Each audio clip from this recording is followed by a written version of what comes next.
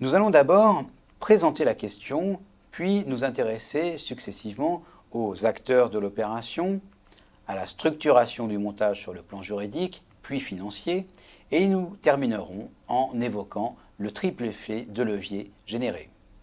La holding est une société dont l'objet, comme son nom l'indique, est de détenir des titres, to hold. L'une de ces deux fonctions est de constituer un remarquable instrument d'acquisition d'une société. Certes, il est tout à fait possible d'acquérir directement une société en rachetant les actions.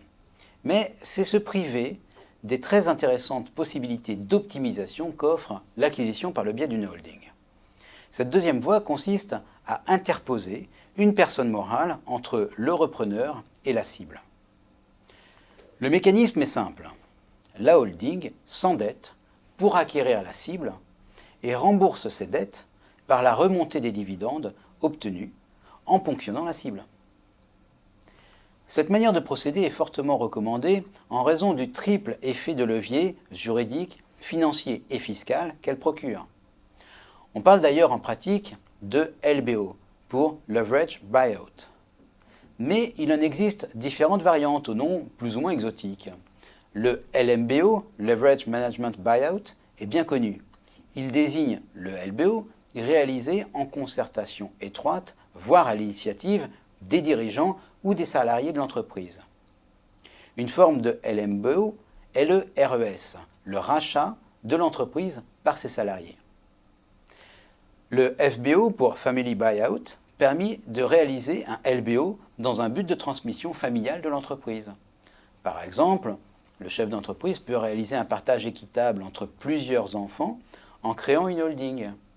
Il vend à la holding une majorité de titres de la société reprise, puis il fait donation des titres de la holding et de la société reprise à ses enfants, suivant la clé de répartition qu'il a lui-même choisie. On peut encore citer une dernière variante de LBO, l'OBO, pour Owner Buyout.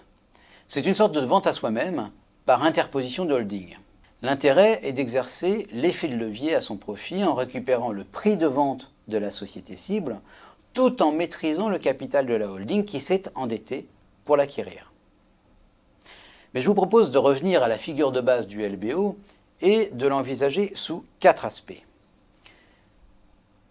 Les acteurs de l'opération tout d'abord, la structuration juridique du montage, la structuration financière du montage et le triple effet de levier que nous avons déjà mentionné.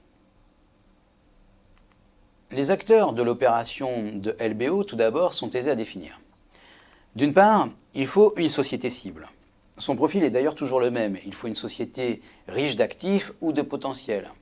Car en effet, la principale qualité recherchée est la capacité de la cible à dégager suffisamment de dividendes pour rembourser, sans nuire à l'intérêt social, le prêt qui a permis de la racheter. Les actifs non stratégiques peuvent être cédés. Les potentialités peuvent être développées, notamment en dynamisant le management. D'autre part, il faut bien sûr un repreneur.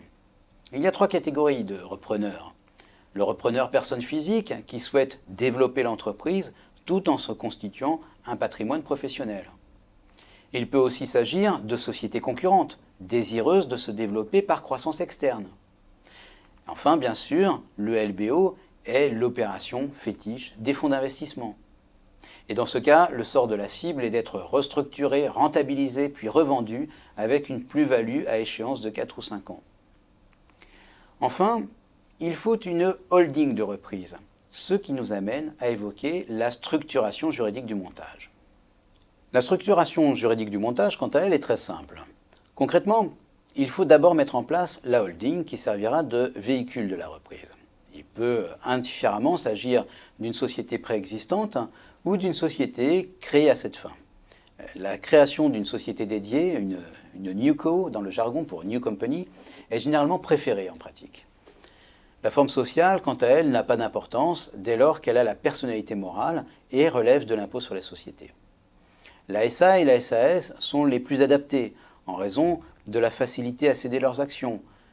Juridiquement et fiscalement, elles permettent aussi de créer différentes variétés de valeurs mobilières, ce qui peut être utile pour s'adapter aux attentes différentes de chaque type d'investisseur. Ensuite, Avec les capitaux mis à sa disposition, la holding procède à l'acquisition de la société cible. Cette acquisition s'opère tout à fait classiquement, soit après une promesse de vente, le plus souvent, soit parfois directement par contrat de vente. On retrouve généralement les garanties contractuelles d'actifs et de passifs que nous avions déjà évoquées. Une attention toute particulière doit être portée à la gouvernance et aux relations entre associés. Le LBO fait en effet souvent cohabiter dans la holding des dirigeants et des investisseurs. Leur rôle et la garantie de leurs intérêts respectifs doivent être bien déterminés. La SAS permet cette liberté dans les statuts. Dans tous les cas, un pacte d'actionnaires est indispensable. Il faut notamment veiller à la question du management, lorsque le maintien des dirigeants est envisagé. Et il faut alors les fidéliser par un management package, qui peut prendre plusieurs formes: prise de participation dans la holding de reprise, actions gratuites et, le plus souvent, bons de souscription. La structuration financière du montage, quant à elle, est généralement assez complexe. Le principe de base, pourtant, est assez simple. Il consiste à s'endetter. La holding de reprise, en effet, est très souvent peu capitalisée. L'important n'est pas tant le capital social que la capacité de la holding à s'endetter. Cette capacité fait appel à des endettements spécifiques à différents niveaux et de différents partenaires financiers. Il y a généralement une dette principale dite dette senior, souscrite auprès d'établissements bancaires, et des dettes complémentaires dites subordonnées ou mezzanines, car remboursables après amortissement de la dette principale. Ces dernières sont plus risquées et donc sont mieux rémunérées. Qui dit endettement dit constitution de sûreté. Le Code de commerce dresse ici un obstacle juridique cependant.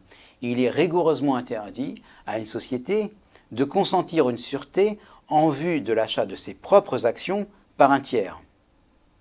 En revanche, ce texte n'interdit pas à la holding de consentir une sûreté sur les titres de la société cible. La holding peut donc donner en garantie, par nantissement ou fiducie par exemple, les actions de la cible. Pour une opération importante, plusieurs sûretés de nature différente peuvent être consenties. Il nous reste à évoquer le triple effet de levier que procure le LBO. Le premier effet de levier est juridique. Une acquisition directe suppose de prendre au moins 50% et une voix du capital de la cible afin de s'en rendre maître. Par le biais d'une holding, on peut acquérir cette même cible pour la moitié de sa valeur, car il suffit, là encore, de n'avoir que 50% et une voix des titres de la holding. On peut donc par exemple s'emparer d'une cible d'une valeur de 2 millions d'euros en ne décaissant personnellement que 500 000 euros. À condition d'avoir des partenaires qui acceptent d'être minoritaires, on peut multiplier les niveaux. Cela permet, avec une mise relativement réduite, de contrôler de véritables empires par le biais d'une cascade de holding. C'est ainsi, par exemple, que Bernard Arnault contrôle le groupe LVMH. Le deuxième effet est financier. La reprise par holding permet d'obtenir une rentabilité des fonds propres investis très supérieure à celle qui résulterait d'une reprise directe. À condition que la rentabilité économique de la cible soit supérieure au coût de la dette, l'endettement démultiplie la rentabilité financière des capitaux propres. Cet effet de levier est encore accru par un troisième, le levier fiscal. La reprise par holding permet de constituer un groupe de sociétés qui peut bénéficier de deux régimes fiscaux. Le régime mère-fille est accessible dès lors que la mère détient au moins 5% de la fille. Il permet alors une libre remontée des dividendes versés par la fille, dividendes qui ne sont pas taxés au niveau de la holding. C'est un élément décisif dès lors que ces dividendes doivent permettre de supporter le coût de l'endettement. L'autre régime est celui de l'intégration fiscale. La société mère doit détenir au moins 95% de sa filiale.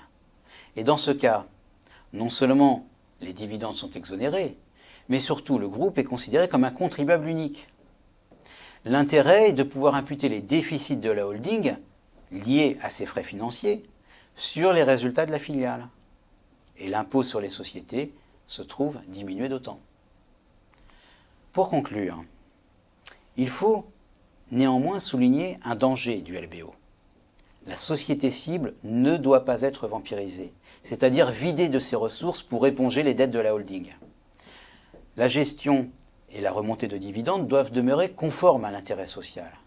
Sinon, une action en responsabilité au titre de l'abus de majorité est possible, de même que des poursuites pénales pour abus de biens sociaux.